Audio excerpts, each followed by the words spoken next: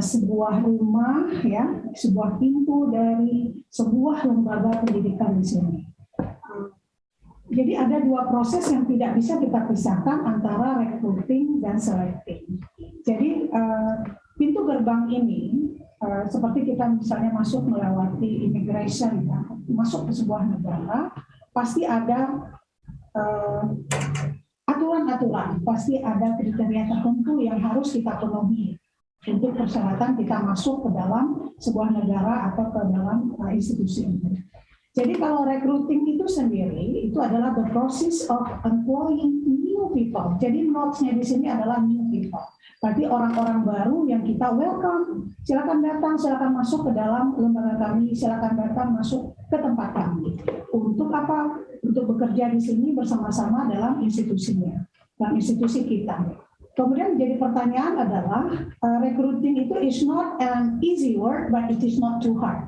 Jadi tidak gampang tapi tidak susah juga gitu ya.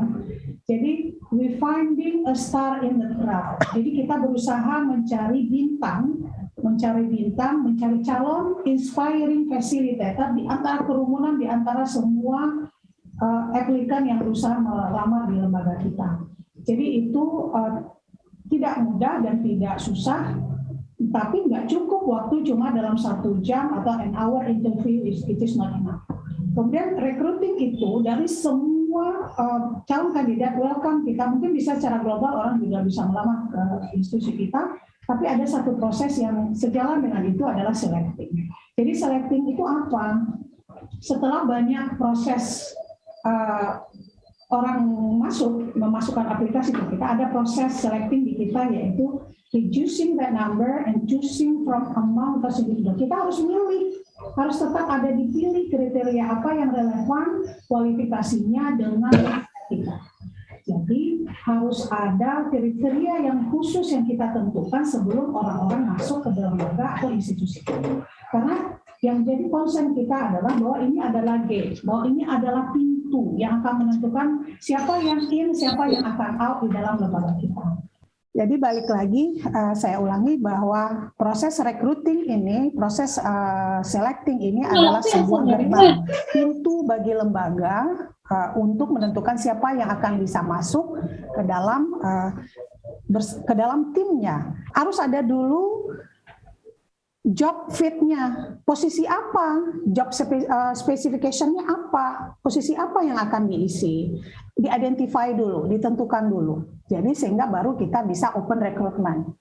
Jadi jangan tidak ada posisi kemudian kita udah melakukan rekrutmen, atau karena saudara, karena teman, karena apa kita mempersilakan masuk ke dalam lembaga kita, jangan. Itu sama juga kita menambah beban. Tapi jika sudah ada kebutuhan, ada job fit, silakan kita open recruitment dan kita lakukan proses seleksi. Kemudian aku ada mau pertanyaan nih Pak Aziz, mungkin bisa dijawab oleh teman-teman di Jamboardnya. Mungkin pertanyaannya adalah, apakah di lembaga teman-teman saat ini sudah ada HRD? Ya, baik Bapak Ibu, seperti webinar sebelumnya sudah di-sharing ya, link Jamboard. Kita akan kembali ke Jamboard. Jamboard ini berlangsung dari webinar 1 hingga webinar 4 gitu. Bisa dibuka di sheet keempat ya.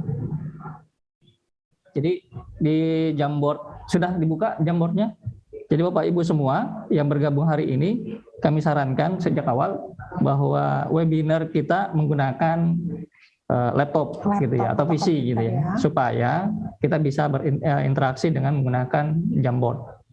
Nah, pertanyaannya tadi, apakah atau menurut Bapak Ibu, apakah HRD di sekolah Bapak Ibu sudah ada, atau apa sih yang disebut dengan HRD? Itu. Silakan dijawab ya Pak Aziz ya. Jadi silakan. Ada yang sudah mulai mengisi?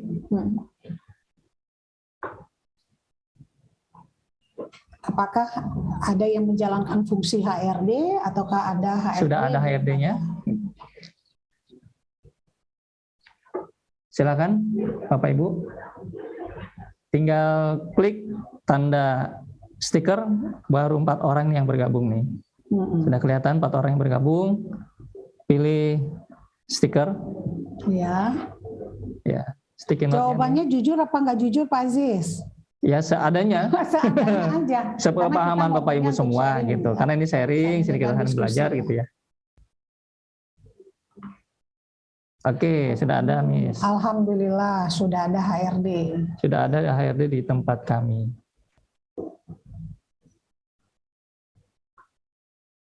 Kadang mungkin juga ada yang berfungsi memang satu orang atau beberapa tim yang menjadi HRD, atau mungkin ownernya, owner sekolah yang menjalankan fungsi juga sebagai HRD. Berarti sebenarnya itu sudah ada HRD, ada fungsinya gitu.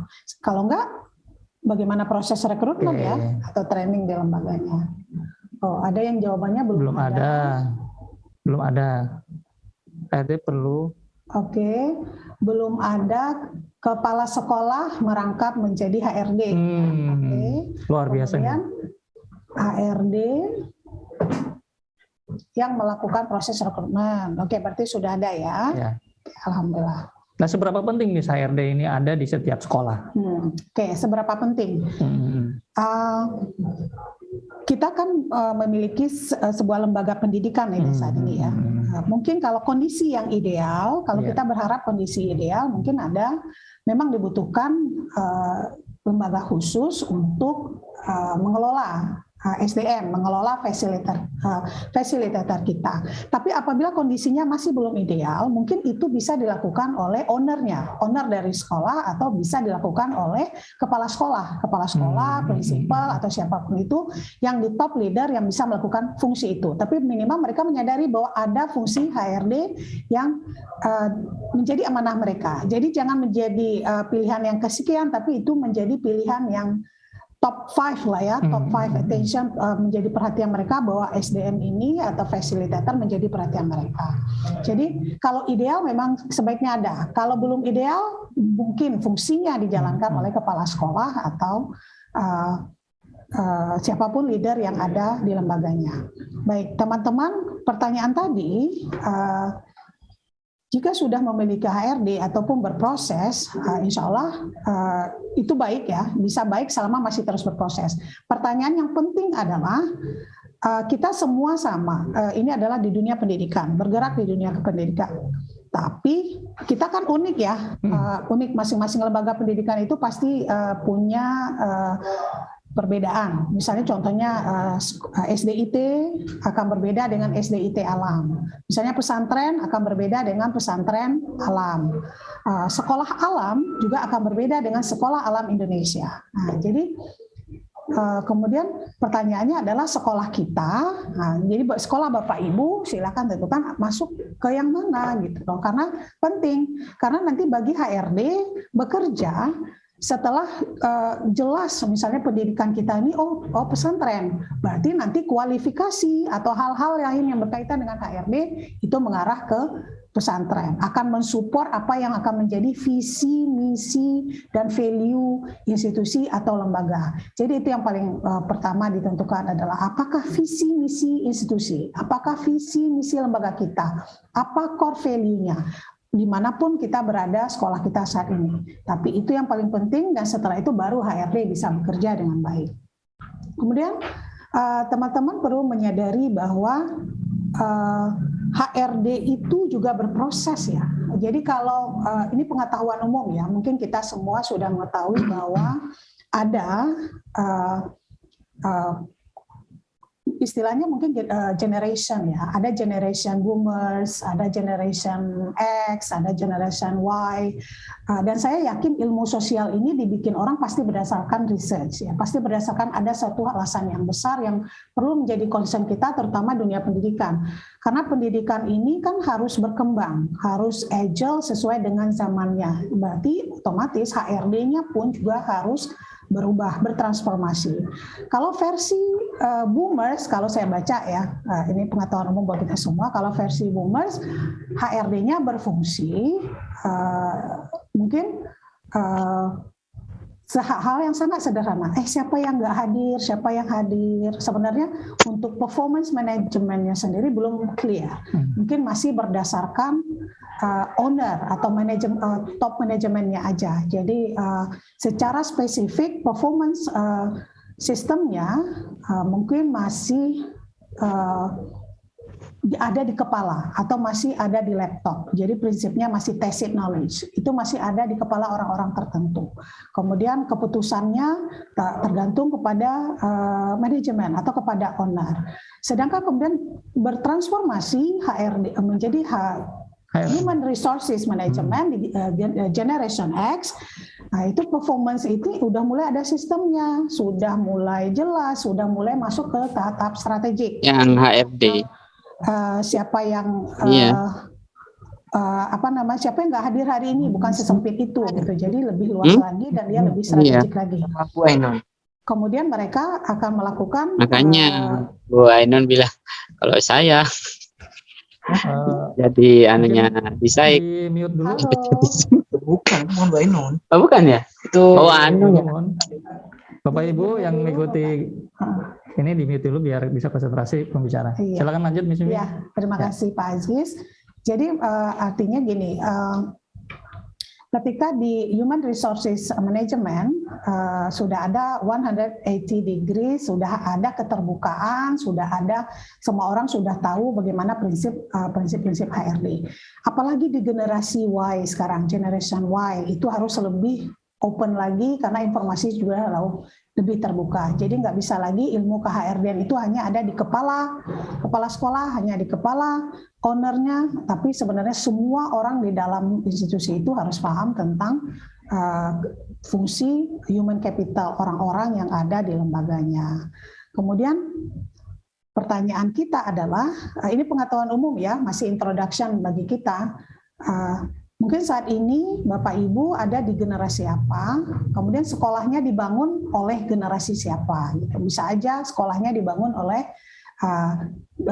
generation yang boomers, kemudian yang melaksanakan sekarang generation X, contohnya Sekolah Alam Indonesia ya, diawali oleh generation X, kemudian lanjut generation Y, saat ini Alhamdulillah facilitator kita yang baru, generation Z sudah ada. Jadi pertanyaannya adalah sekolah ini mau dibangun sampai kapan? Apalagi kalau kita membangun School of Leading Generation, membangun peradaban, berarti itu suatu yang panjang. Jadi harus punya visi, misi, lembaga, institusi yang untuk jangka panjang. Jadi nggak mungkin akan singkat, kecuali kita cuma mau bikin sekolah, cuma ya udah di fase saya aja. Tapi kalau ingin membangun generasi, berarti akan melewati generasi-generasi, berarti visi, misi lembaga harus siap dulu. Jadi seperti yang pernah dijelaskan oleh Bu Cace ya, di webinar sebelumnya, bahwa visi misi Grand Y-nya itu harus jelas dulu, dan itulah yang akan kita transfer ke teman-teman fasilitator yang akan masuk di Sekolah Alam Indonesia. Suaranya harus lebih keras lagi. Berarti perlu. Miss Mimi tadi menarik ya, bahwa membangun sekolah atau membangun human resources ini gitu ya, atau fasilitator ini kan bukan sekedar membangun 1 hari 2 hari saja atau 1 tahun saja, tapi generasi, melewati generasi ke depan gitu, masa depan gitu. Berarti dalam hal ini HRD ataupun human capital kan nanti dalam penggunaan pengelolaannya adalah berarti harus adaptif terhadap perkembangan zaman. Benar. Jadi kuncinya memang harus adaptif, kuncinya memang harus agile. Apa yang terjadi di luar, kita harus concern, karena kan kita dunia pendidikan. Kita yang akan melahirkan generasi dengan pikiran-pikiran yang cerdas gitu. Jadi kita harus terbuka. Bukan berarti semua hal yang perkembangan itu jelek loh. Semua perkembangan di luar itu jelek, enggak. Dan kita pun hari ini adalah hasil dari perkembangan. Kita saat ini adalah hasil proses perkembangan kita dari masa lalu. Jadi dunia ke-HRD-an itu harus terus diupdate gitu. Harus berkembang.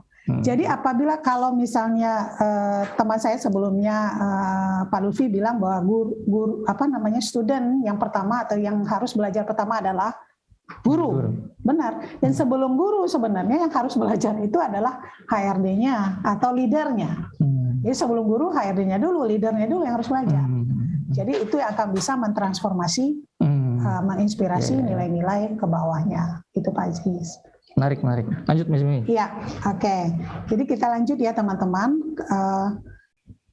Pasti di setiap generasi ini ada pertanyaan misalnya, aduh kenapa generasi saya nggak solid, kenapa susah ya? Berdasarkan dari ini ya, webinar sebelumnya, bagaimana sih bisa melahirkan generasi yang solid? Atau ada yang in out gitu ya, masuk kemudian keluar, terjadi proses turn out yang tinggi gitu ya. Mungkin kalau bagi kita Sekolah Alam Indonesia itu harus menjadi refleksi ke dalam. Kenapa hal itu terjadi? Karena kita tidak bisa mengontrol apa yang terjadi di luar kita. Yang bisa kita lakukan adalah kita mengontrol apa yang ada di dalam kita. Jadi secara lembaga, secara institusi yang harus melakukan assessment dulu.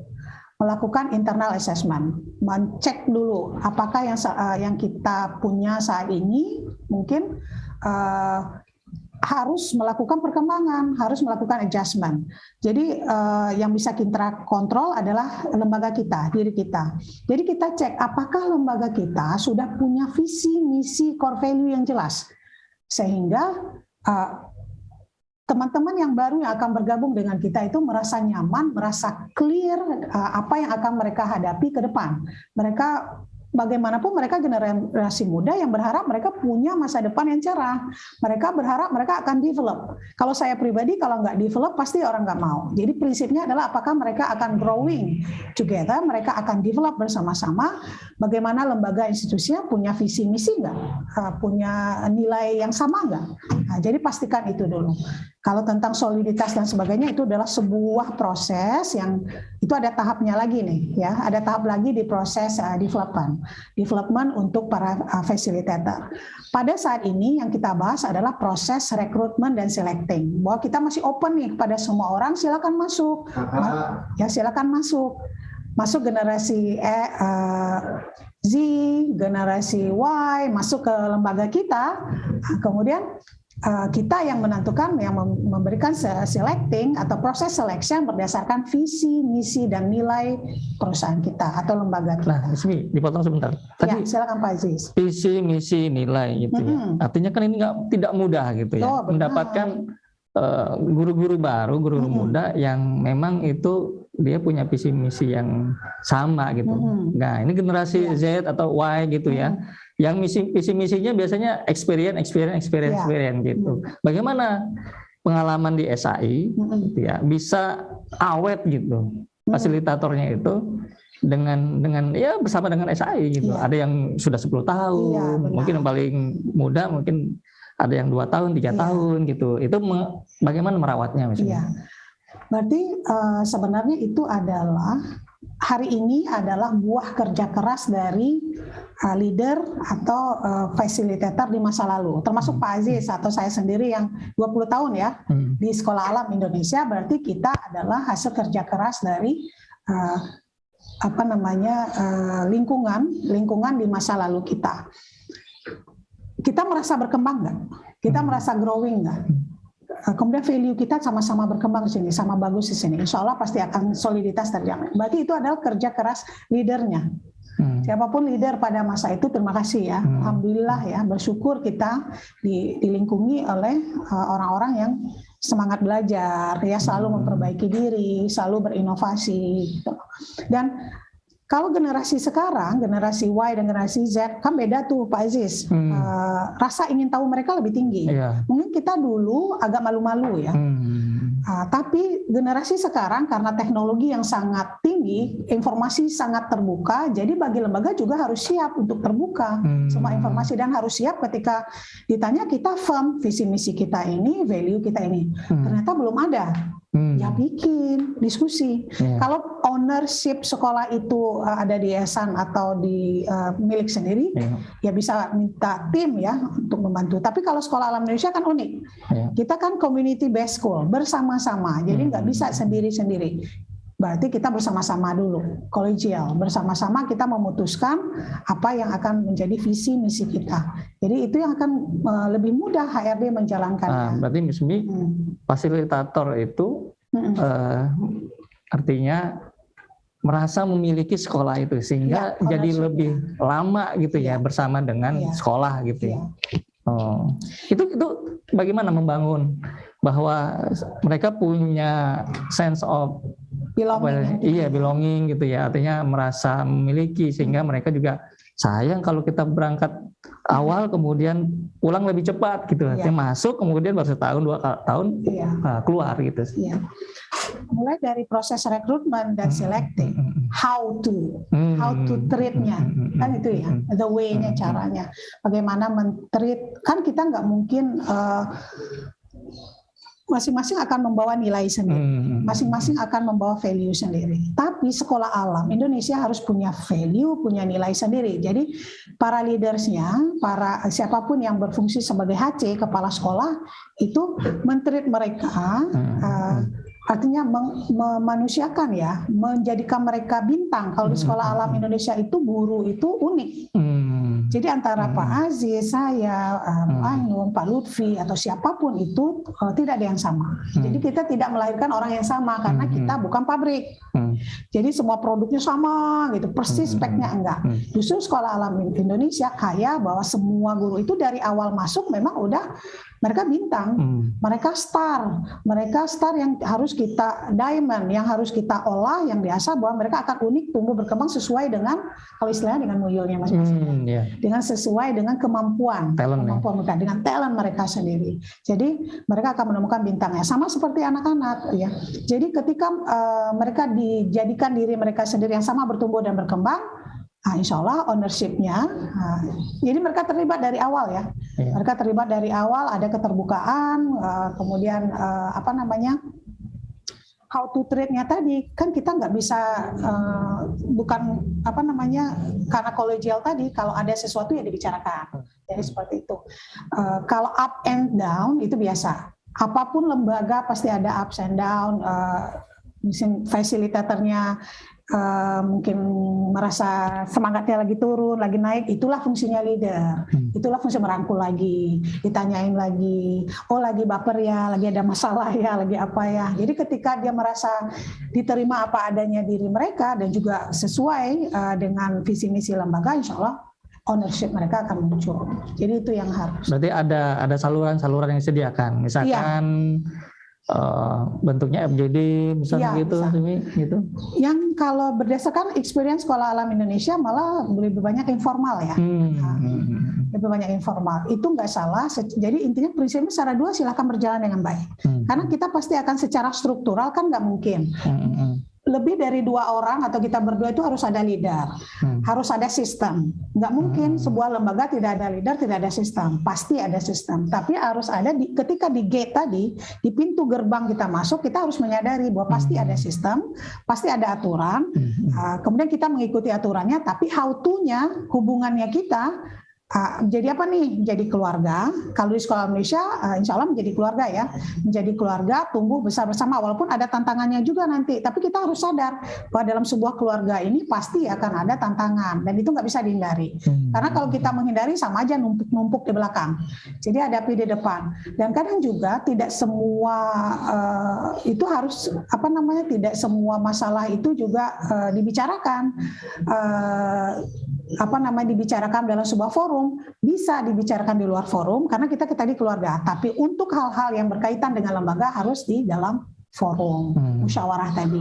Jadi ownership-nya dimunculkan ya, ini sekolah kita nih, ada apa nih, munculkan kalau kata Bu Cace sih munculkan kegelisahan di para fasilitator sehingga mikir lembaga kita mau kita apain ya.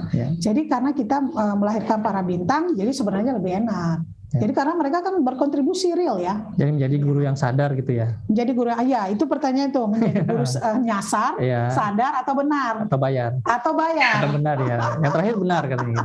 Nah kita bicara tentang ini yang menjadi guru yang benar gitu. Gimana cara yang benar dari rekrutmen? Dan gitu. Itu proses. Baik. Dan itu proses yang sangat besar. Lanjut Mas Imi. Menarik ini. Ya. Bapak Ibu semua, Jika ada pertanyaan yang masih mengganjal terkait dengan rekrutmen atau terkait dengan keahlian, silahkan ya di chat gitu ya, di room chat silahkan untuk atau juga langsung buka open mic, silahkan. Lanjut Miss Mimi. Ya, sekarang kan kita tahu ya different and unique character of a generation. Kalau generasi Z, misalnya mereka saking banyaknya informasi, saking dengan gadget pasti akan ada stres atau apa. Dan bagi kita lembaga kegiatan kita banyak, apalagi Sekolah Alam Indonesia dengan kegiatan yang mobilitas sangat tinggi ya. Load kerjanya kalau kita hitung sangat padat gitu ya. Berarti akan muncul stres. Jadi ketika di gate awal kita akan melihat stres manajemennya gimana, kematangan maturity-nya gimana. Jadi itu dari awal kita harus benar-benar ya. Kemudian slide berikutnya pertanyaan saya pada Bapak Ibu, kita jangan sampai meninggalkan generasi yang lemah. Maksudnya gini, guru itu, facilitator itu juga bagian dari yang akan membawa ya, memimpin generasi kita, yang akan menginspirasi generasi kita. Dan jangan sampai siapapun saat ini yang menjadi leader, jangan sampai meninggalkan generasi yang lemah juga, gitu ya. Jadi kita sebagai lembaga memastikan bahwa kita dalam keteraturan, kita mempunyai sistem, dan sistem itu berproses harus, sistem itu berkembang harus, sistem itu ada adjustment harus sesuai dengan perkembangan zaman. Jadi tidak ada yang cuma Al-Quran aja yang nggak boleh dirubah, yang lainnya boleh dirubah, ya boleh di-adjust gitu. Kemudian pertanyaannya adalah, apakah di lembaga Bapak Ibu sudah ada talent atau layer atau prodigi yang bisa menjadi guru inspirator? Mungkin saat ini ada 5 atau 10 guru, 20 guru di sekolah. Kemudian di masing-masingnya itu apakah ada yang bisa menjadi talent yang akan melanjutkan? Kalau memang lembaga kita mau menjadi sekolah membangun peradaban, kalau kita memang mau membangun generasi, berarti itu tidak hitungan setahun, nggak hitungan 10 tahun, tapi insya Allah ujungnya abad, gitu ya. Nah, jadi apakah kita siap? Jadi lembaga itu punya visi misi untuk membangun generasi. Jadi harus siap juga. Kita udah punya talent belum? Kita punya prodigy belum? Kita punya layer belum? Jadi nggak asal selecting, rekrutmen, masuk aja, kemudian udah. Harus ada proses. Terus proses yang berkelanjutan. Makanya proses yang untuk belajar bersama-sama. Oke, next slide. Mungkin misalnya tadi menegaskan terkait dengan prodigy talent itu maksudnya adalah yang nanti diwariskan gitu, iya, atau meneruskan benar. gitu ya. Iya, benar. Nah, tadi kan menarik misalnya. Ada nggak, sudah disiapkan belum lembaga sekolah masing-masing Bapak Ibu semua gitu? Itu menyiapkan. Nah, sepertinya mungkin perlu kita tahu juga misalnya. Kita buka Jamboard lagi. Iya, silakan. Gitu. Silakan Bapak Ibu, kita buka lagi Jamboard. Gitu. Jamboardnya sudah dibuka. Pertanyaannya ini Jamboardnya yang slide 8. Sudah adakah talent? Talent di sini maksudnya adalah tadi ya, layer kedua atau yang kita siapkan untuk melanjutkan ya, calon leader gitu ya. Karena kenapa? Karena sekolah ini, sekolah Bapak Ibu semua bukan sekolah yang untuk hari ini saja, tapi kan peradaban. Iya, peradaban. Mau membangun generasi. Ya, kenapa? Karena kita membangun peradaban itu tidak hanya satu generasi, tapi bisa jadi 10, 20, dan 100 generasi. Silakan Bapak Ibu buka lagi Jamboardnya. Silakan. Pertanyaan, sudah adakah talent, player, prodigy, atau calon leader di sekolah Bapak Ibu? Nah, sebutkan generasinya. Nah, ini menarik karena setelah kita tahu atau kita sudah menyiapkan apa lanjutannya, Miss Mimi. Nah, itu. Gitu. Misalnya kira-kira kalau di forecast, ini calon kepala sekolah udah ada belum? Calon ini nih manajemen. Calon mahkota gitu ya. Mahkota gitu. Pangeran gitu ya. Princess Prince gitu ya. dan princess-nya udah ada belum? Gitu ya. Talentnya udah ada belum? Prodigy-nya sudah ada belum? Ayo silakan Bapak Ibu. Walaupun belum ada, tidak apa-apa. Tulis saja belum ada. Kalau sudah ada, sudah ada. Nah, ini penting. Kita lanjutan untuk diskusi. Nah, Miss Mimi, gimana sih kita menyiapkan prodigy ini gitu? Sudah ada calon. Sudah ada generasi Y. Y ya gitu. Gimana kalau misalkan kita belum ada, Miss Mimi? Apa sih ciri-cirinya? Apa sih yang indikator yang bisa kita tentukan supaya Bapak Ibu semua yang ada di bergabung di webinar keempat ini itu sudah bisa melihat gitu. Mungkin belum kepikiran gitu ya. Iya, belum kepikiran. Iya. Karena begini, kan ini lembaga sekolah ya. Jangan one man show. Contoh sederhana saja. Contoh sederhana misalnya, kalau kita sakit ada yang bisa menggantikan kita nggak? Sebenarnya logika sederhananya adalah posisi itu bisa digantikan oleh siapa saja, bisa gitu ya. Kemudian apakah sesuai dengan lembaga kita? Balik lagi, kan kita tinggal visi misi kita dituliskan, ada blueprintnya lah ya, ada buku panduannya. Insya Allah siapapun bisa menggantikan. Oh ini ada yang belum ada, sudah ada generasi Y. Alhamdulillah ya, kalau sudah ada tinggal apa yang belum ada ini nih, siap nggak? Siapa yang akan melanjutkan perjuangan sekolah kita gitu? Oke, belum ada. Udah, kita lanjut ke. Ya, terima kasih Bapak Ibu yang sudah mengisi Jamboardnya. Lanjut, Miss Umi. Ya, balik lagi ke slide yang tadi. Sebelumnya coba. Sebelumnya. Ya, ini ya. Jadi teman-teman mempersiapkan prodigi atau layer itu bagi Sekolah Alam Indonesia sendiri prosesnya kita merasa dalam 10 tahun sebelumnya itu udah merasa gelisah. Karena leader itu butuh pembekalan khusus. Jadi harus ada selection untuk leader. Kemudian sambil guru baru juga masuk, selection and recruitment untuk guru baru, dan leader juga harus disiapkan. Akhirnya kegelisahan itu muncul, akhirnya melahirkan Saido Academy. Jadi karena kegelisahan itu, why-nya ya, why-nya gelisah kan Sekolah Alam Indonesia selalu jadi gelisah ide, ya. jadi gagasan.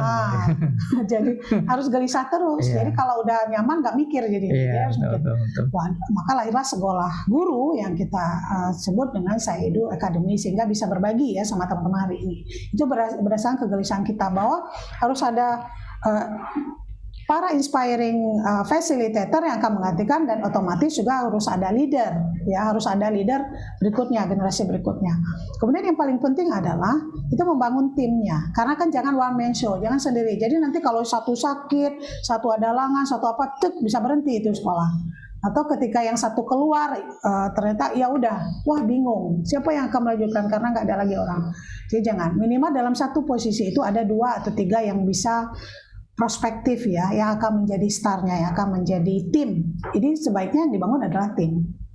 Jadi kalau membangun tim itu berarti ada trust di sana. Jadi semuanya saling mengerti, saling paham, sehingga bisa prodigi atau layer itu bisa disiapkan. Jadi ini sebuah kerja panjang ya. Sebuah kerja panjang dari awal rekrutmen, selection, berikutnya lanjut lagi selection lagi untuk tahap-tahap guru berikutnya. Nah, Simi tadi menarik. Ya, seleksi ini kan juga selain fasilitator kemudian menjadi pemimpin gitu ya. Itu di tingkat fasilitator sebelum menjadi pemimpin itu ada gak sih latihan-latihan menjadi pemimpin, bisa jadi ketua kegiatan atau misalkan jadi pemimpin kepala sekolah atau prinsipal itu usia tahun masuk berapa? Gitu, ya. Oh itu sesinya khusus. Oh gitu, sedikit lah. Sesinya khusus itu. Ya, itu untuk ownership ya. Itu untuk pemimpin sekolah ya. Untuk training itu. Ya, sedikit sini. Karena penasaran kita. Proses itu penting. Proses itu yang akan bikin maturity. Proses itu yang akan bikin kita lebih kokoh ya, lebih punya ide-ide dan berani berinovasi. Jadi kalau selanjutnya itu ada tahapnya Pak Aziz, ada di development. Ya. Oke, coba slide berikutnya misalnya ya, untuk menjawab pertanyaan Pak Aziz tadi. Kalau di Sekolah Alam Indonesia kita ada 149 istilahnya. 1 visi, kemudian mission kita ada 4, kemudian 9 kita ada values yang akan kita bawa untuk termasuk ke leader atau kepada guru, facilitator yang baru. Jadi tentukan dulu apa yang menjadi visi misi kita. Oke, next slide. Oke, terima kasih Asifa. Oke, ini Sekolah Alam Indonesia ya. Pertanyaan Pak Aziz tadi nih. Kalau kita yang visi misi tadi ya, berdasarkan visi misi lembaga, HRD-nya akan punya planning. Ini contoh ya, ini contoh Human Capital Framework Sekolah Alam Indonesia. Saya kasih foto dikit dari bukunya untuk dynamic cycles ya. Jadi berdasarkan visi, misi dan core value Sekolah Alam Indonesia, HRD memiliki planning nomor 1, pasti ada planningnya. Ya. Kemudian yang kedua acquiring inilah nanti yang salah satunya masuk selection and recruitment. So, yang kita bahas ini adalah di nomor 2 ya. Acquiring. Jadi 1 poin. Dan HRD itu banyak lagi, ada developing yang Pak Aziz tanya tadi tentang training, development untuk leader gimana, untuk facilitator mana, itu masuk developing. Kemudian ada lagi maintaining dan retaining. Kemudian lanjut coba next slide. Itu apa sih gitu ya, kan jadi pertanyaan. Hari ini yang kita bahas adalah tentang rekrutmen dan selection. HRD melakukan fungsi itu setelah melakukan perencanaan di poin 1 ya, setelah mereka tahu visi misi lembaga institusi apa. Pasti guru-guru baru akan nanya gajinya berapa, kepastiannya mereka bagaimana, itu masuk di maintaining nomor 4, compensation, gaji berapa, kemudian mereka pasti akan compare ya. Kemudian kalau industrial relation strategi di sini adalah akadnya jelas nggak? Jadi ketika masuk ke lembaga itu di pintu gate tadi, kalau sudah melewati proses-proses, tanda tangan akad dulu, karena udah. Jadi mesti tahu ya. Oh iya. Ini outsourcing atau jadi guru tetap gitu kontrak, ya. Kontrak ya. Guru apa gitu. Kejelasan itu. Kalau di Sekolah Alam Indonesia sendiri misalnya guru kontrak atau guru tetap? Tidak ada guru kontrak. Jadi kepastian kan dia harus full. Okay. Harus full karena Sekolah Alam Indonesia unik. Konsep pendidikan Sekolah Alam Indonesia menuntut kehadiran kita menjadi teladan. Menjadi ayah dan ibu bagi anak-anak. Bisa nggak ayah dan ibu setengah hati gitu? Nggak bisa. Jadi itu kalau untuk Sekolah Alam Indonesia menuntut full timer. Menjadi menuntut ayah dan ibu di Sekolah Alam Indonesia menuntut fasilitator yang memang loyal, yang memang sepenuh hati, memiliki komitmen yang tinggi. Jadi balik lagi kalau tentang HC, ini banyak rangkaiannya. Kalau yang tadi ditanyakan itu bagian dari maintaining, developing ya. Kalau hari ini kita bahas tentang rekrutmen dan selection. Siapapun gerbang pertama masuk yang bergabung dengan kita harus dijelaskan juga bagaimana kesejahteraan mereka, walaupun secara sederhana semampu lembaga ya. Karena kalau mereka masuk, mereka harus dapat gambaran mampunya kita mengasihkan gaji atau compensation berapa, dan mereka akan berkembang seperti apa di Sekolah Alam Indonesia misalnya. Kita memaparkan mereka akan berkembang seperti ini. Kemudian ini framework HC yang berlaku umum. Jadi ini berlaku umum, bisa Bapak Ibu melakukan self assessment ya, melakukan assessment HRD di unitnya sudah memiliki fungsi ini belum? Sudah memiliki fungsi untuk recruitment selection dan placement strategi yang itu tadi untuk menjadikan mereka leader, apa tadi untuk level di level ya, ada cutting ya, ketua tingkat atau mungkin mereka akan menjadi ketua OTFA, ketua apa? Itu masuk di strategi. Oh, coba dia deh jadi ketua OTFA. Oh, dia coba. Itu kan kita mencoba. Nah, itu kan dalam proses strategi membangun dia untuk menjadi leader. Jadi segala sesuatu yang terjadi berproses. Oh, menjadi ketua ini, menjadi walaupun secara apa istilahnya bisa kelihatan secara alamiah gitu ya. Iya, tapi sebenarnya sudah kita setting gitu. Harus dibangun, harus dibangun. Environment-nya harus dibentuk. Environment-nya harus dibentuk bahwa mereka akan dibangun. Jadi siapa yang dikasih amanah itu sebenarnya siap-siap aja. Berarti setiap orang punya kesempatan yang sama untuk menjadi leader. Iya. Dan jadi notes-nya adalah ketika diberi amanah 1, berhasil nggak? Berarti siap muncul amanah 2, amanah 3 dan seterusnya. Apabila amanah 1 belum jelas, dikasih lagi amanah. Mungkin bisa enggak juga. Jadi itu menentukan juga. Jadi itu akan menentukan. Jadi itulah gunanya kita di manajemen ya atau di HRD melihat itu. Ketika dia diberi amanah 1 atau 2, alhamdulillah jalan atau enggak jalan, strateginya gimana, atau udah cukup atau mau dilanjutkan. Nah, jadi hal-hal itu ada di proses-proses berikutnya. Oke, silakan lanjut slide berikutnya. Kalau di Sekolah Alam Indonesia unik yang saya bilang bahwa kita kolegial ya, artinya kita berdasarkan musyawarah mufakat, ada stakeholder karena kita community based school. Jadi bersama-sama diputuskan gitu loh. Jadi kalau leadernya lebih kita memang punya struktural, tapi bukan berarti I'm a boss gitu. Tapi we are a team, we are a family. Jadi itu lebih ditingkatkan. Semua stakeholder mempunyai hak untuk make decision ya sesuai dengan fungsi-fungsi mereka masing-masing secara ya. struktural. Jadi semua orang bisa bikin keputusan, tapi di fungsinya gitulah. Siap di fungsinya apakah sebagai ketua kelas, ketua cutting ya, kepala sekolah, kemudian sebagai dewan kelas, dewan sekolah, atau kita di struktural ya, di manajemen bisa membuat keputusan, tapi itu harus dimusyawarahkan dulu. Jadi keputusan kita bersama. Jadi ada promote and participation collaboration ya. Jadi harus ada bareng-barengnya nih. Oke, lanjut. Oke, ini Sekolah Alam Indonesia. Jadi ketika proses rekrutmen tadi, dan selecting tadi, berdasarkan akhlak, leadership, dan thinking skill, ini udah menjadi ranah Sekolah Alam Indonesia, karena kita dunia pendidikan, anak-anak mau dibawa seperti ini, berarti gurunya harus seperti apa. Jadi jangan sampai anak-anak ranahnya akhlak, leadership, thinking skill, tapi gurunya speknya beda. Jadi harus relate spek yang akan kita berikan kepada anak-anak, harapan yang akan kita jadikan pada anak-anak, bahwa anak-anak itu akan menjadi Abdullah, menjadi Khalifah, berarti gurunya harus seperti apa. Jadi gurunya dulu ya? Gurunya dulu yang belajar. Baik. Jadi tentukan dulu apa yang menjadi concern, visi, misi lembaga, apa yang menjadi nilai. Nah, itu yang akan menjadi gerakan kita. Jadi Miss Imi tadi menarik terkait dengan 3 ranah sekolah alam gitu. Selalu dibahas di awal gitu, iya, sejarah gitu ya, iya, di filosofi, baik itu di Al-Quran, kemarin juga di kurikulum Al-Quran. Nah di kehariannya juga kita bahas tentang 3 ranah ini.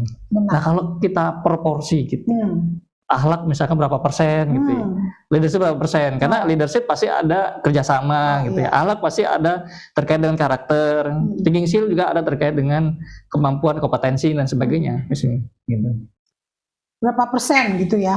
Kalau saya berharap semua 100% gitu ya. Kalau bukan 3.000%. Oh, 3.000%. Ada nggak 3.000%? Iya.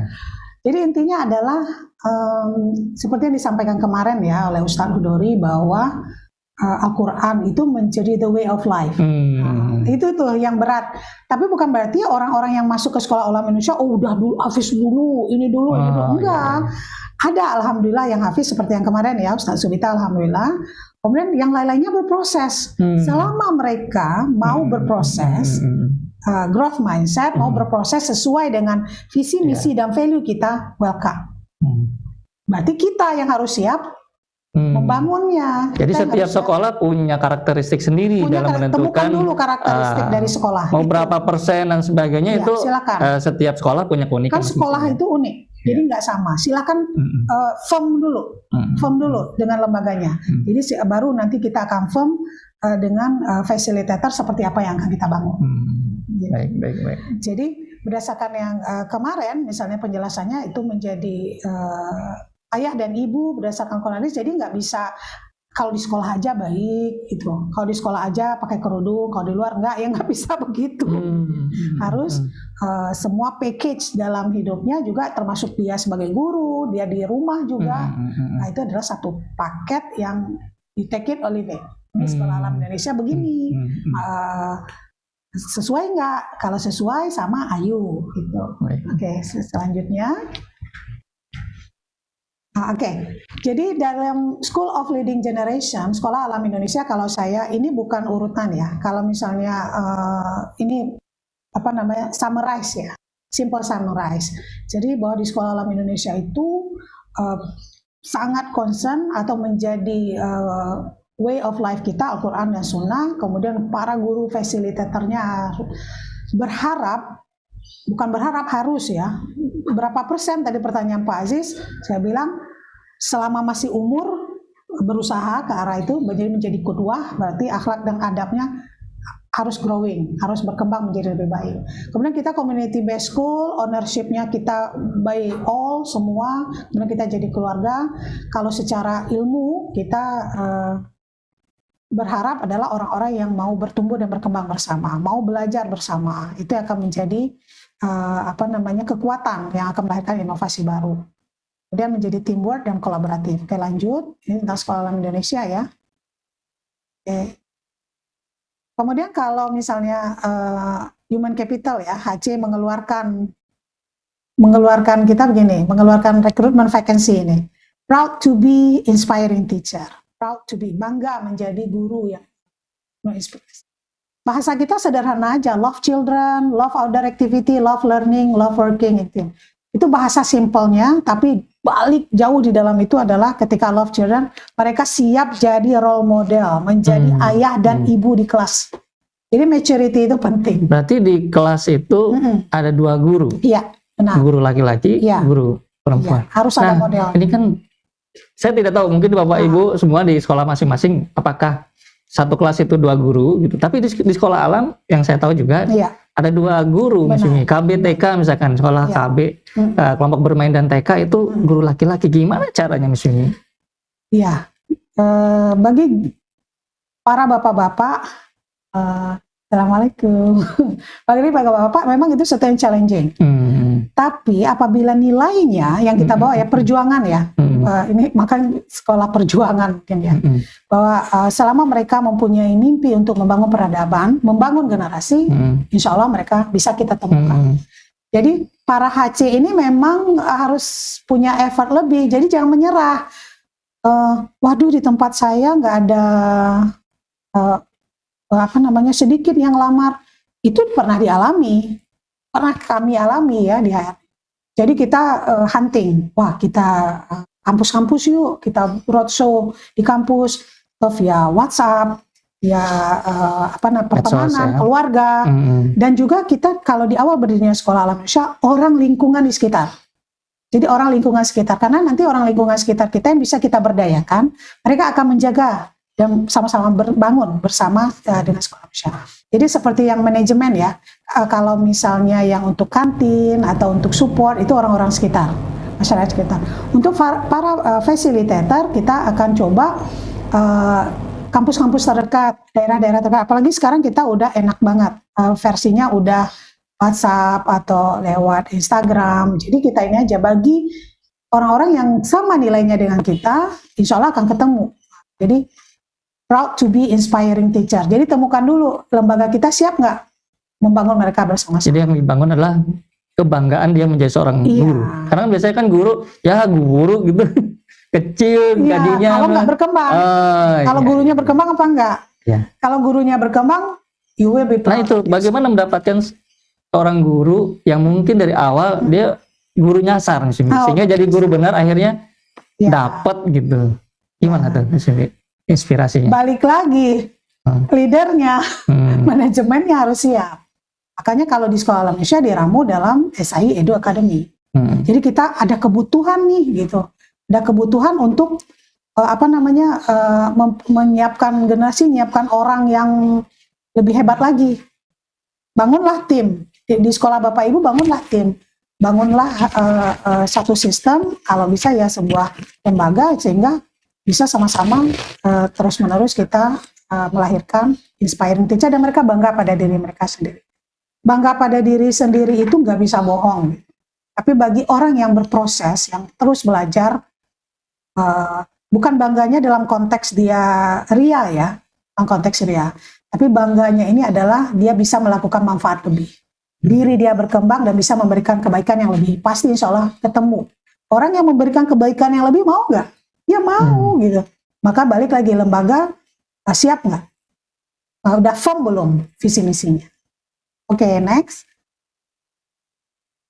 Ini the positive vibes of inspiring facilitator. Jadi siapa aja sih yang masuk di Sekolah Alam Indonesia ya? Susah tadi nyarinya ya. Apalagi guru laki-laki, bapak-bapak gitu. Ibu-ibu juga susah.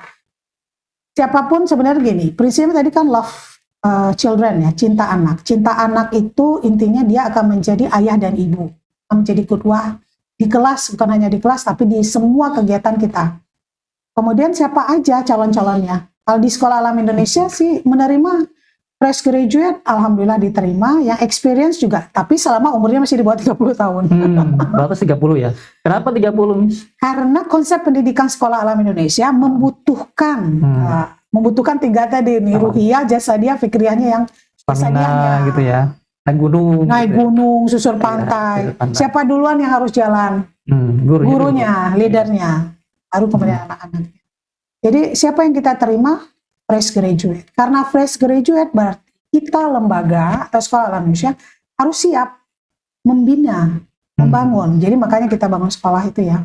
Karena nggak mungkin kita terima fresh graduate, tapi kita nggak bekali apa-apa. Nah, itu sama aja. Kita tekonya masih kosong, terus kita sudah berikan ke anak-anak. Itu jangan. Naudzubillah. Kita harus membekali para guru kita sesuai dengan konsep pendidikan kita. Kemudian apakah PTN atau non PTN? Bisa aja welcome, selama guru itu punya growing mindset, frame berpikirnya benar, kemudian opini dia pemahaman keislaman mereka baik. Nah, itu tuh kuncinya, kata kuncinya. Nah, pemahaman keislaman mereka baik dan mereka mau menjadi orang lebih baik. Setelah itu welcome. Kemudian non education atau education, diterima nggak orang pendidikan atau non pendidikan? Prinsip diterima aja ya, tapi kita lebih banyak di science background. Karena kan melakukan research, melakukan kegiatan-kegiatan yang alam ini menjadi laboratory. Jadi butuh orang-orang yang science background. Bukan berarti orang yang sosial enggak. Karena nggak balance nanti. Jadi harus ada balancing juga. Seperti ayah dan ibu gitu ya. Jadi sosial dan science itu harus ada balancing. Jadi prinsipnya kita guru kelas itu ada yang basicnya sosial, ada yang basicnya science, dan itu akan mereka saling melengkapi. Saling melengkapi dan mereka mau belajar. Kemudian tadi gimana membangun proud of diri sendiri gitu ya.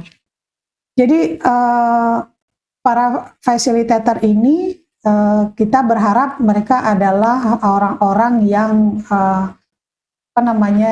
technology literate. Artinya gini, update. Jadi mereka juga harus update. Kalau di sekolah Indonesia itu penting itu. Jadi main TikTok gitu ya? Penting bisa. Pak Aziz bisa memberikan sesuatu pembelajaran TikTok masuk ke anak. Itu kan tools, salah satu tools. Selama kita firm dengan nilai kita, media apapun, tools apapun bisa dipakai. Jadi media sosial itu bukan di-ignore ya, tapi open. Bagaimana bisa adaptif, bisa menjadi dipakai. Sarana belajar. Dipakai. Kemudian tapi tinggal isinya apa, mau dipakai buat apa. Jadi para fasilitatornya itu juga yang teknologi literate, yang harus update. Jadi karena mereka nanti dengan konsep kurikulum sekolah alam Indonesia, konsep pendidikannya, apalagi dengan PJBL gini ya, PJBL begini kan menuntut ada evidence. Evidence-nya itu bisa recording, bisa foto, bisa ada video, bisa apa gitu ya. Berarti sesuai dengan kurikulum Merdeka yang sekarang dikembangkan oleh pemerintah. Iya, benar. Jadi sebenarnya sekolah alam Indonesia mungkin kita sudah menjalankan lebih dulu ya.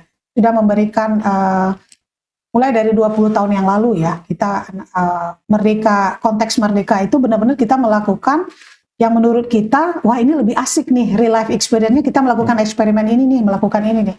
Jadi para gurunya juga harus keren, harus siap berkembang. Nggak tahu di awal nggak apa-apa, tapi bukan berarti nggak tahu selamanya. Kemudian juga facilitator is more important than school facility. Sebelumnya Bu Cece pernah menyampaikan itu, dan itu benar. Fasilitator itu intan, asetnya lembaga. Jadi memang harus dikelola dan dijaga dengan baik. Kemudian para fasilitator terutama ya, kalau saya bicara di sini di Sekolah Indonesia, mereka benar independen. Jadi mereka bisa membuat keputusan di kelas yang terbaik menurut mereka. Karena kan KBM itu, konsep pendidikan sekolah Indonesia itu kan nanti menuntut seorang fasilitator itu bisa menjadi seorang manajer. Dia memutuskan sesuatu untuk kegiatan-kegiatan ya, kegiatan-kegiatan besar, kegiatan kecil, outing besar, OTVA atau sebagainya. Menentukan lesson plan mereka seperti apa setelah ada panduan kurikulum dari pendidikan. Tapi dalam konteks tetap koordinasi dengan kepala sekolah. Koordinasi dengan kepala sekolah, tapi ada independensi mereka untuk memutuskan. Ada pertimbangannya apa? Mereka memilih outing kemana, outing ke sini, based on apa? Jadi harus melakukan scientific proses dulu. Nah, kemudian mereka bisa dengan independensi mereka memutuskan. Kemudian fasilitator ini seperti kurikulum berjalan kalau kata Pak Lutfi teman saya. Maksudnya adalah mereka benar-benar memahami konsep pendidikan sekolah alam Indonesia. Bismi tahan dulu, ini ada yang sudah nanya nih. Alhamdulillah nih. Berarti semua Bapak Ibu menyimak ya. Nah, ini menarik Bismi. Pertanyaan dari Pak Diko ya, Ya. dari Sekolah Alam Generasi Robani. Ya. Di SAI, apakah ada kewajiban bagi fasilitator untuk menyekolahkan anak mereka di SAI sebagai bentuk perwujudan sense of belonging tadi, gitu ya, yang dijelaskan. Gimana, Yusmi? Oke. Apakah ada kewajiban? Yang wajib itu adalah sholat, puasa, dan membayar zakat bagi yang mau. Jadi apakah ada kewajiban? Enggak. Nah, jadi gini, Justru difasilitasi ya? difasilitasi ya. Jadi gini, itu wujud penghargaan. Jadi gini, bagi Sekolah Alam Indonesia tidak ada kewajiban, oh anak Pak Aziz harus sekolah misalnya, enggak. Tapi sekolah akan memberikan apresiasi, artinya sekolah memberikan opportunity bagi para facilitator, bagi orang tua yang memiliki anaknya ingin bersekolah di sekolah Indonesia, insya Allah kita fasilitasi. Kalau kita yakin pendidikan kita baik dan sesuai dengan visi misi keluarga ya, kan kita ada visi misi keluarga juga nih, relate nggak dengan visi misi sekolah? Biasanya sejauh ini sih relate, jadi mereka sama-sama dan sekolah memfasilitasi. Nah, bentuk fasilitasi itu penghargaan kan? Wujud penghargaan itu dari sekolah. Gratis atau bayar atau bagaimana? Itu tidak gratis. Itu dibayar dengan loyalitas dan totalitas para fasilitator sekolah. Jadi bukan gratis 0 rupiah ya, artinya memang tidak bayar dalam bentuk SPP gitu. Benar. Tapi bagaimana kesungguhan dari para fasilitator itu berkomitmen dan berusaha secara keras gitu ya, jadi membangun sekolah. Begini, kalau menurut guru saya, Bu Cace ya, para fasilitator itu kan sudah memberikan hati dan jiwanya ya, cintanya untuk sekolah. Anak orang berkembang dengan baik, anak saya. Gitu. Alangkah baiknya anak kita juga sama-sama berkembang dengan anak-anak lainnya. Jadi kita sama-sama mendidik anak kita, anak-anak yang lain bagaimana, kemudian anak kita bagaimana. Jadi semua dalam pemantauan kita bersama-sama. Tapi harus hati-hati tadi, nggak gratis. Loyalitasnya, integriti kita, totalitas kita gimana. Itu bayar yang mahal. Kalau menurut saya, bayar yang mahal. Jangan main-main gitu. Karena totalitas kita harus sudah habis di sekolah. Waktu sudah di sekolah. Mungkin juga mendidik anak sendiri tidak cukup waktunya, tapi di akhirnya sekolah memberikan fasilitas. Itu adalah penghargaan dari sekolah, dari lembaga, dan itu sekaligus menjadi kerja keras bagi sekolah. Karena masalah keuangan ya. Keuangan. Dan itu concern HC dan juga concern dari keuangan. Ya, ini mungkin juga perlu kali ada webinar tentang bagaimana mengelola keuangan sekolah. Oh ya, tentang keuangan sekolah. Karena gini, ada compensation and benefit ya. Betul. Jadi kalau sekolah anak itu tentang benefit, kalau compensation itu tentang gaji. Jadi apa yang wajib diberikan sekolah, mungkin tadi di ranah frameworknya human capital itu kan ada ya. Misalnya untuk maintaining itu ada compensation, gajinya gimana. Benefitnya salah satu di Sekolah Alam Indonesia yaitu sekolah memfasilitasi, memberikan apresiasi bagi para guru yang sudah loyal tadi, sehingga anaknya bisa bersekolah di Sekolah Alam Indonesia. Tapi menariknya Mas Mimi, walaupun anak-anak guru gitu ya, sekolah-sekolah alam tuh, artinya masalah keuangan juga tidak masalah ya.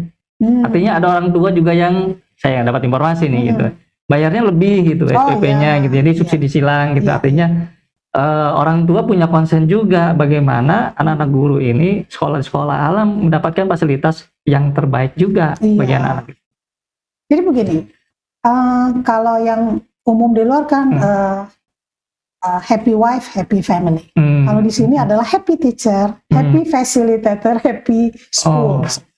Jadi kalau para fasilitatornya bahagia, nyaman bekerja, insya Allah lembaganya akan maju.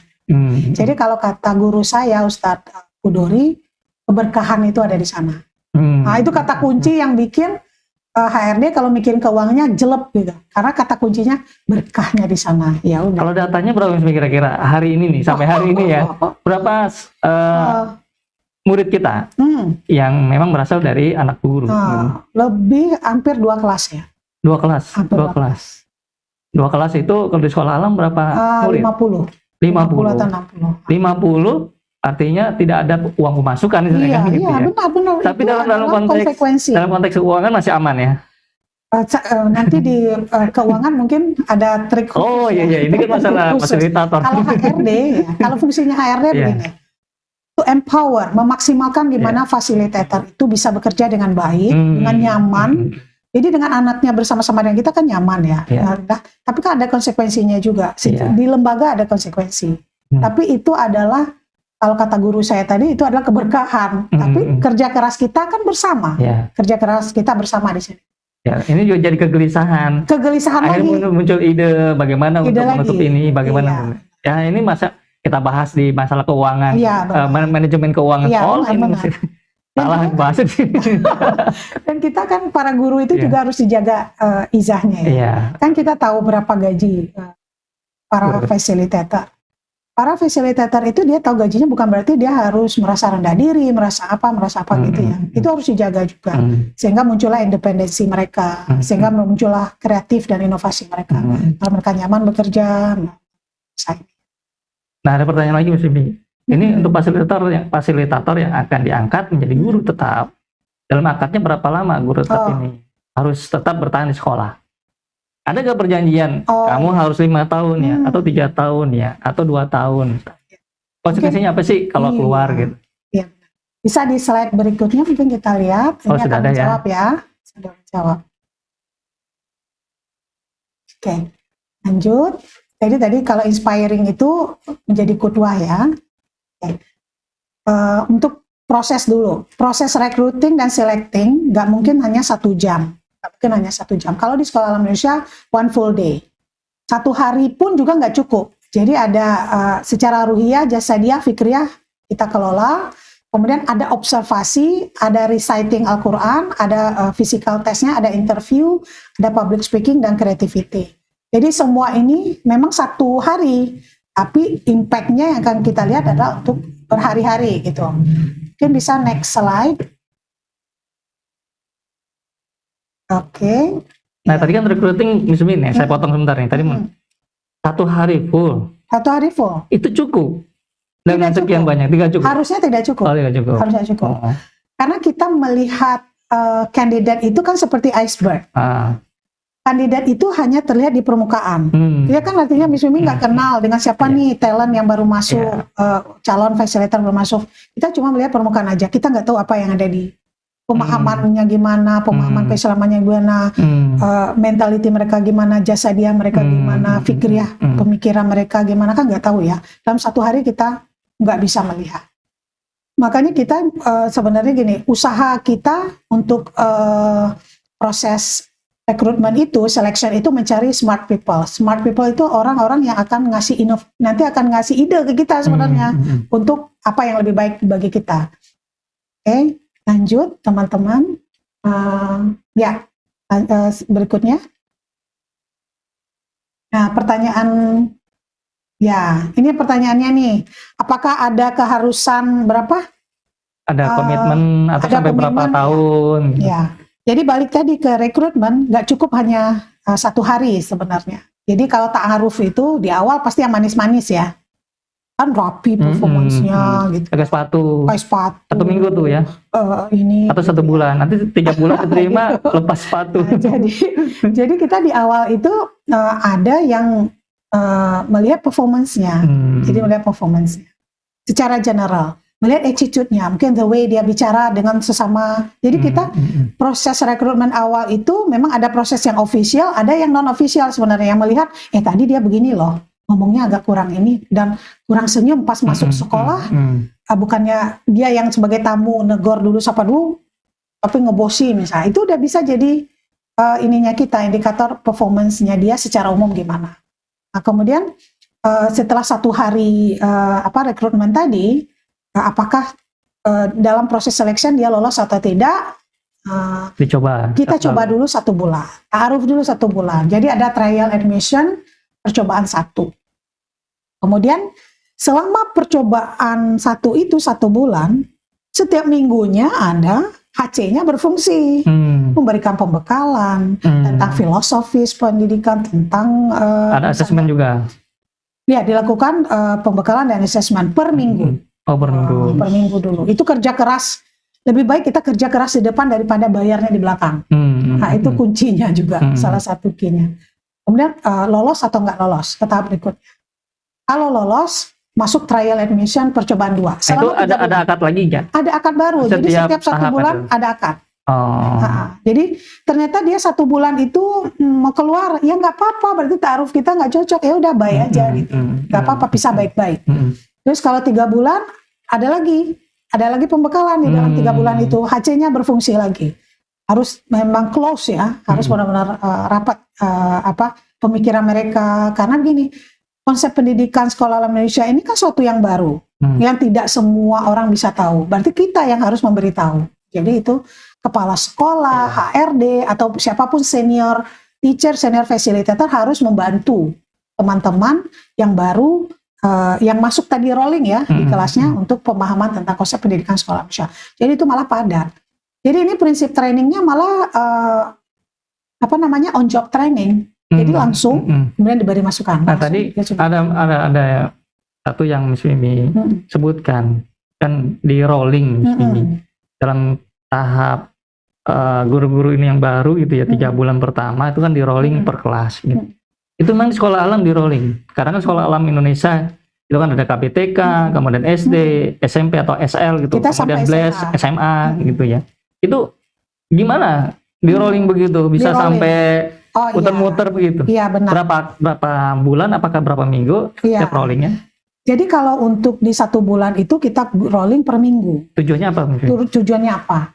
Kan kita level kita sampai BLES ya, SMA ya. nah, sampai SMA, dari KBTK sampai SMA. Jadi requirements kita, fasilitatornya minimal kompetensinya level SMA. Diharapkan minimal gitu ya. Maksimalnya alhamdulillah berkembang. Nah, terus dari awal, dari proses recruiting dan selecting itu kan kita dari bintang-bintang yang banyak, kita berusaha untuk mencari yang relevan qualification dengan kita. Oh cocoknya ini dia di level kelas kecil, oh di KBTK SD aja nih di rolling, cocoknya ini di SD yang menengah misalnya SD 6, kemudian SL atau cocok di SMA. Jadi di proses selecting itu kita udah bisa rolling mereka, oh di level langsung SL. Ketika mungkin critical thinkingnya, ketika secara jasadiahnya dia kuat, ketika wah ini cocok nih anak muda yang semangat, yang open gitu ya, oh kita rolling di level SL atau BLES gitu, atau di SD. Itu adalah ketika proses selecting kita udah bisa, HRD-nya harus atau bisa juga dari KBTK langsung ke SMP bisa gitu, pernah coba gitu? Pernah juga ada ya? Eksperimen sekolah alam mah nggak berhenti. Oh gitu ya? Nah, nggak berhenti. Nggak ada yang nggak salah ya? Semua bisa benar dengan selama alasannya tepat. Jadi find reasonnya kenapa kita melakukan itu. Atau mungkin ada yang belum berkembang di kelas KBTK, jadi kita bisa coba. Tapi harus didampingi, Jadi kepala sekolah atau HC itu berkewajiban mendampingi guru secara lebih melekat ya gitu ya, intens, secara intens. Jadi ada pertemuan rutin. Kemudian ini masih percobaan ya. Kemudian lolos atau nggak lolos? Ada akad baru lagi, ada komitmen baru lagi. Kalau masuk pratetap. Berarti klausal akadnya pasti berubah kan? Berubah. Hak dan kewajibannya ada di situ. Iya benar. Kemudian mereka harus komitmen apa? Iya. Dan itu masuk kalau di dalam HC ranahnya kan itu ada di industrial relation ya, ada di maintaining itu. Jadi kita pun HC harus siap. Ketika masuk kita jelaskan tanda tangan, kemudian jelaskan apa menjadi pekerjaannya, hal-hal skop kecil aja dulu, skop kecil. Kemudian 1 tahun ya sudah ditempatkan di satu level tertentu, misalnya di KBTK atau SD, tapi tetap masih dalam kepala sekolah atau HRD atau siapapun yang berfungsi HC pada saat itu harus memantau sebenarnya berkembang nggak gurunya, harus dibekali apa. Oh itu bekalannya lain lagi, training itu khusus development. Satu hal di sini adalah quality is never an accident. Jadi kualitas kalau bagi sekolah alam Indonesia harus di effort, memang diupayakan. Jadi jangan excuse kemudian ya udah siapa aja diterima deh. Daripada nggak ada gitu. Daripada nggak ada jangan. Kalau daripada nggak ada lebih baik turun. Artinya manajemennya backup kelas dulu. Oh pernah itu sekolah gitu jadi ngajar gitu jadi guru gitu backup double. Dulu. Prinsipal kepala sekolah turun ke kelas. Saya juga pernah jadi double. Harus begitu. Jadi kualitas itu jangan main-main karena kalau udah nanti kita taruh bayarnya di belakang. Jadi jangan bayar depan aja deh gitu. Jadi apabila sulit kita mencari fasilitator yang pas, turun gunung kalau istilahnya kita ya, backup dulu. Sambil backup kita cari dan kita bekali. Kalau kita udah yakin kita dampingi. Jadi memang kualitas jangan dipertaruhkan di sini. Jadi itu akan harus the result of high intention, sincere effort. Jadi memang kita secara lembaga ini kan ada anak kita juga sekolah di sini. Ada generasi ini, masa sih main-main? Kalau sekolahku nggak main-main, mainku nggak main, gurunya jangan main-main juga. Kan kita udah ikhtiar ya, udah ikhtiar. Kemudian di setiap proses itu kita harus jujur. Yes or no? Karena kalau udah bergabung menjadi family kita, udah menjadi tim kita akan susah nanti. Jadi di pratetap itu masih ya pratetap di proses pratetap sebelum tetap nanti itu berarti bisa kita delete ya. Artinya tidak ada lolos evaluasi. ke tahap berikutnya. Oh, tahap berikutnya. Tidak lolos ke tahap berikutnya. Jadi kayak audisi gitu ya. Gitu. Tidak lolos, Anda berhasil lolos ke tahap berikutnya. Karena di setiap tahap itu kan ada ininya kita minta kompetensi mereka yang kualifikasinya apa gitu ya. Orang berkembang atau tidak gitu. Kalau ternyata kan ada orang baik ya, semua orang baik, insya Allah yang mendaftar di sekolah Indonesia baik, semua baik, tapi ternyata komunikasinya nggak berkembang. Lah bagaimana masuk menjadi guru ketika komunikasinya nggak berkembang? Kunci dari guru salah satunya adalah berkomunikasi dengan baik, bisa mendeliver ya. Kalau enggak, bahasanya bahasa kalbu, susah. Jadi itu termasuk salah satu kompetensinya. Jadi kalau latar belakang, various background, bisa siapa saja yang masuk selama cinta anak, sama visi misinya sesuai dengan Sekolah Alam Indonesia. Dan kita merelate-nya di sini adalah sesuai dengan 3 ranah kita, visi misi, core value Sekolah Alam Indonesia. Bekerja kerasnya itu ada di prosesnya itu tuh. Ada di teman-teman bisa lihat slide, ada ketika di awal mereka sudah ada kita tanya bagaimana pendidikan keislamannya berkembang atau tidak berkembang. Ternyata mereka paham Islam karena keturunan misalnya ya. Kita minta komitmen mereka, mau nggak berkembang bahwa di sini mereka harus menambah pengetahuan keislaman. Nah, menarik di sini ini mungkin salah persepsi. Ada pertanyaan, jadi guru tetap hanya 1 tahun atau apakah ada tahapan yang setelah jadi guru tetap, misal jadi guru mengabdi? Pasti guru tetap itu setelah usia proses recruiting itu 1 tahun atau setelah itu ada istilah apa lagi? Ya, Pak D katanya suaranya kecil. Masih kecil. Udah besar. Lanjut nih. Ya, lanjut ya. Jadi kalau yang diproses ini teman-teman, tahapannya ya,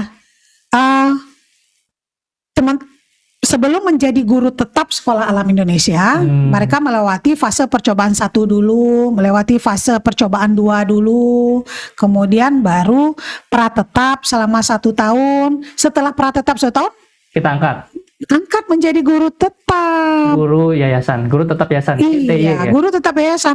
Jadi kalau secara HC, secara industrial relation ya. Kalau kita sudah rutin misalnya 1 bulan, 2 bulan, 3 bulan itu nggak boleh memberikan harapan palsu. Jadi secara hukum kita salah juga tidak itu. Tidak ada guru kontrak di sekolah. Nggak ada guru kontrak. Jadi kalau yang melewati fase pratetap itu lanjut lolos ke tahap. Berarti kalau guru tetap dengan pratetap fasilitasnya tentunya beda dong. Beda. Oh itu lain lagi tahapnya di maintaining retaining. Apa buka-buka lanjut dikit. Lanjut itu dilanjut berikutnya. Nah misalnya ini menarik gitu ya. Ketika jadi guru tetap gitu ya, atau guru pratetap, ini kan guru pratetap kan 1 tahun prosesnya. Gitu ya. Itu guru-guru kita yang baru atau masuk pratetap itu ada di 1 kelas saja atau sudah di rolling? Ada rolling juga? Atau memang misalnya 1 tahun dia dalam 1 tahun ajaran baru gitu ya, di kelas 3 saja? Atau di rolling nih setengah tahun atau semester kedua dia di rolling ke kelas 4 atau ke TK gitu? Itu gimana? Jadi kalau prinsip di awal, kalau yang percobaan 1 bulan, per minggunya di rolling beberapa kelas. Ya. Ini KBT, TKA, TKB, bisa SD 1, SD 5, ya berapa kelas. Ketika di percobaan 2, ternyata mereka lolos, 3 bulan berikutnya ada 1 kelas. Dan dicoba di 1 kelas. Mungkin di KBTK saja. Itu pratetap ya? Itu udah dicoba. Dari mulai 3 bulan di percobaan 2 udah di pratetap juga di 1 kelas, jadi nggak mungkin lagi. Mereka sudah bertanggung jawab seperti fasilitator, memanage kelas, mendirect kelas, menjadi ayah dan ibu di 1 kelas. Jadi memang udah satu Jadi kelas. manajer, dia sudah jadi manajer kelas. Manajer, udah menjadi ayah dan ibu, udah meng-create aktivitas, punya independensi sebagai fasilitator. Nah itu mampu atau tidak? Mampu atau tidak. Baru tahun berikutnya di rolling kelasnya. Baru kalau misalnya di pratetap itu performanya oke, semuanya sesuai dengan kualifikasi yang sudah ditetapkan, berarti HRD sudah menetapkan dia lolos ke yang sudah tetap. Artinya Kalau udah ada akad baru lagi ya? Akad baru lagi dan ada 3 kali akad. Iya, banyak ya. Cukup 1 kali aja ya, jangan 4 ya. Iya. Jadi memang ada akad baru lagi. Kemudian sebenarnya Sekolah Alam Indonesia bertahap ya, bertumbuh juga memberikan compensation and benefit-nya. Nah, jadi setiap tahun setelah menjadi guru tetap, kita memberikan apresiasi juga bertumbuh. Nah, jadi akhirnya kita mensyukuri perkembangan itu gitu. Karena secara lembaga pun kita kan sama-sama membangun ini sekolah kita nih, anak kita juga sekolah di sini. Ya mungkin Bapak Ibu semua yang bergabung di webinar seri keempat ini punya pengalaman, punya experience bagaimana mengelola sumber daya manusia, fasilitator. Dan itu pasti unik-unik nih Sumi. Iya. Silakan kalau memang ingin di-sharing atau ingin ditanyakan, selagi masih ada waktu, kita kehadiran Miss Mimi ya sebagai People TV gitu ya, dan Corporate Secretary of SAI. Tentunya menarik Miss Mimi, karena bicara tentang fasilitator atau guru atau manusia itu tidak ada habis-habisnya. Karena kan setiap generasi, setiap kurun waktu itu unik gitu. Nah, saya ingin tahu nih Mimi, gimana sih supaya orang tuh awet gitu? Atau gimana sih guru-guru sekolah alam Indonesia itu awet kok gitu, mau gitu, awet dan mauan, dan long life learner ya, pejuang tangguh gitu ya. Gimana caranya? Caranya adalah karena bersama-sama itu kali ya, karena bersama-sama. Karena kalau kita sendiri, memang kita akan bisa sendiri, pintar sendiri, tapi untuk long termnya agak susah. Tapi kalau kita bersama-sama, kenapa di Sekolah Alam Indonesia itu memang dibentuk tim jadinya. Ketika kita melakukan sesuai dengan konsep pendidikan ya, kan kita ada kegiatan OTPA, kegiatan outing atau apa, nggak bisa dilakukan sendiri. Walaupun guru kelas, misalnya kelas 3 akan pergi outing ke Pulau Seribu, bukan hanya guru kelas 3 saja yang berangkat, akan disupport oleh fasilitator di kelas yang lain. Oh berarti di Sekolah Alam bukan sekedar dia istilahnya rolling guru, tapi lintas level untuk membantu mensupport kegiatan-kegiatan di kelas-kelas yang berbeda. Gitu. Jadi kita itu tim itu Sekolah Alam Indonesia. Jadi mungkin saat ini amanah kita di kelas 1, kelas 2 atau kelas SL ya. Cuma ada 2 guru, ayah dan bapak, ibu guru dan ibu guru. Tapi harus melakukan perjalanan jauh. Masa berdua, sedangkan anaknya ada 20-40. Butuh pendamping AK, butuh tim. Ya, bentuk. Ya, tim. Jadi dari awal Sekolah Alam Indonesia memang udah dibilang we are a team. Mungkin amanah kita saat ini ada di kelas, tapi harus siap support kegiatan kelas lain. Karena semua akan tunggu giliran aja. Tunggu giliran saling disupport. Jadi yang dibangun adalah tim tadi. Justru kebanyakan guru-guru itu adalah siap-siap menunggu senang gitu ya. Kalau giliran outing ke Banda Neira, outing ke Wakatobi gitu ya, outing ke Pulau Seribu. Berarti memang dari awal sudah disampaikan ya. Ketika akad itu bahwa Bapak akan disampaikan bahwa menjadi guru Sekolah Alam Indonesia enggak kelas aku saja yang kuperhatikan. Enggak. Kita adalah tim Sekolah Alam Indonesia. Jadi siap dengan amanah di kelas kita dan siap support bukan hanya kegiatan kelas sebenarnya, juga kegiatan komunitas. Karena kita community based school ya. Jadi memang harus orang yang ringan tangan, ringan kaki bisa saling support, saling gandeng tangan gitu ya. Jadi aku bisa bantu apa sih dalam kegiatan ini? Ya itu yang tadi yang pertanyaan di awal Simi, bahwa kita membangun sekolah atau membangun ini kan tentunya panjang gitu ya, melewati kurun zaman yang saat ini gitu. Kalau kita hanya sendiri tidak mungkin ini berhasil membangun peradaban. Tapi kalau tidak dibangun dari mulai sumber daya manusianya atau fasilitatornya punya sense of belonging gitu ya, itu pasti menjadi suatu yang terwariskan terus, gitu, menjadi zaman yang terbaik bagi sekolah itu. Dan juga sebenarnya yang jadi sama kita sekarang ya, yang jadi challenge di kita adalah Sekolah Alam Indonesia ini kan mulainya kita dari kita melakukan eksperimen dulu, kita berjalan dulu ya, baru kita kemudian menuliskan apa yang sudah kita lakukan. Sambil menuliskan apa yang sudah kita lakukan saat ini, kita harus mikir juga ke depan strategi kita bagaimana. Jadi kayak gitu. Jadi selalu bertumbuh, berkembang. Jadi kadang waktu itu terasa, wah ini kita harus pertemuan leader lagi nih. Wah kita harus apa lagi nih.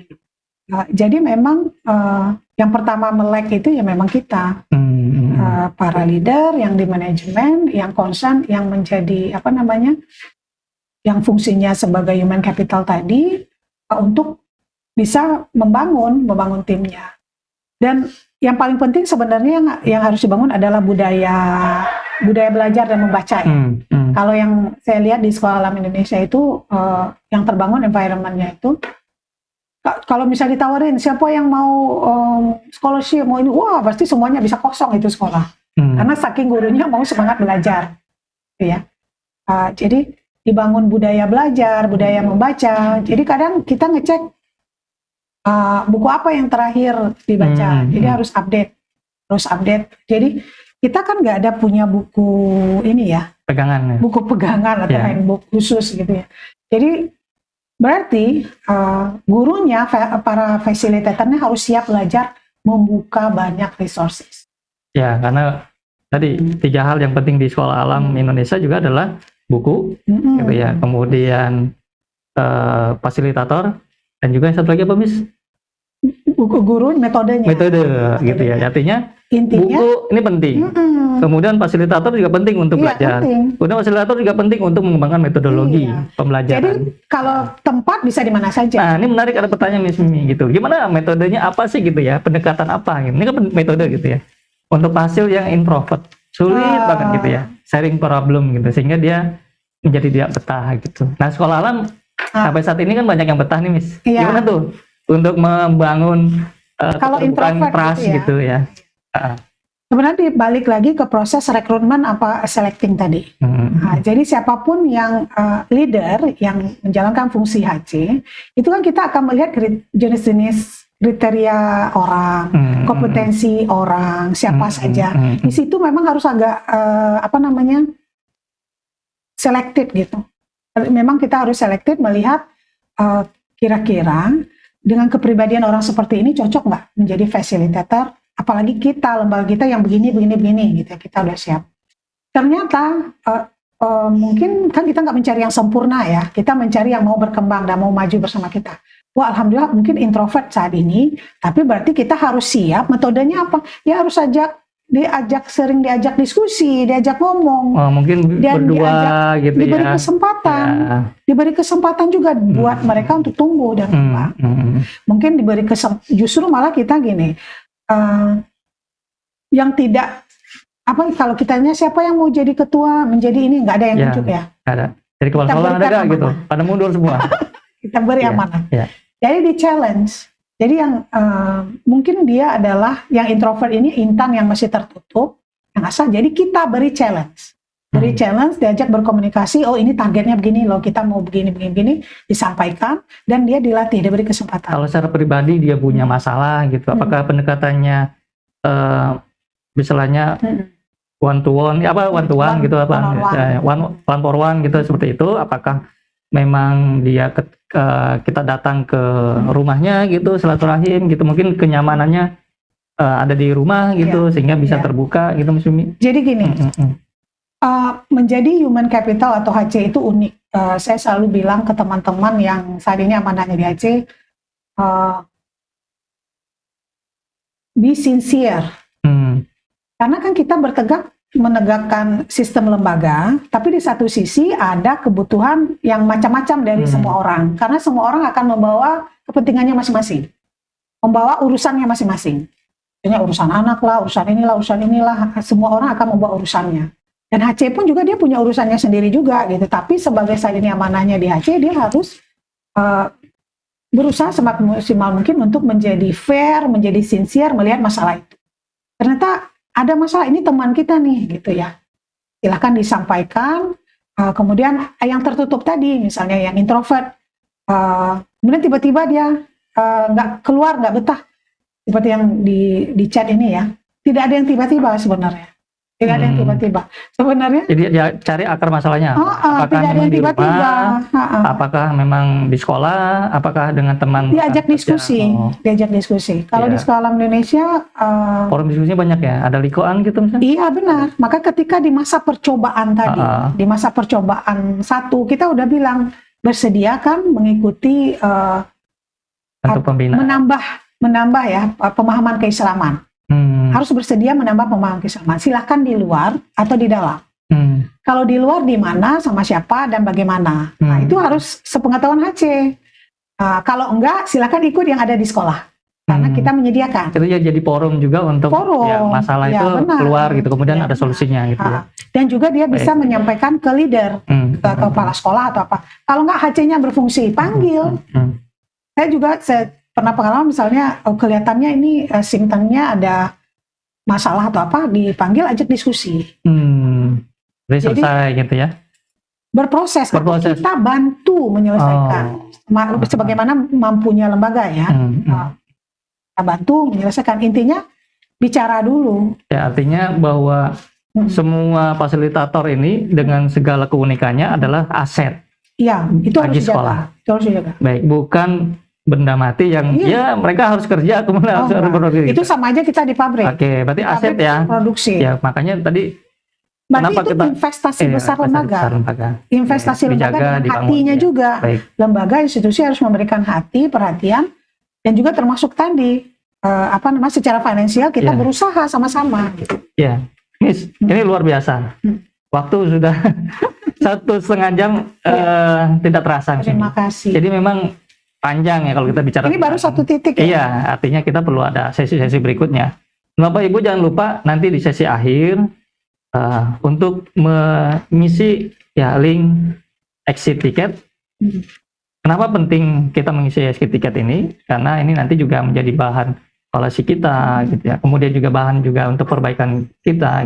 Kemudian juga feedback juga bisa dari Bapak Ibu juga. Karena kita berharap bahwa grup webinar series ini tetap ada. Jadi kita bisa sharing. Iya. Dan tentunya juga kita punya update-update info terbaru terkait dengan info-info training ataupun info-info yang terupdate tentang keuangan sekolah, manajemen sekolah, kemudian juga membangun sekolah supaya 8 unit di sekolah lagi gitu. Guru, betul, gimana trainingnya. Betul gitu. Luar biasa.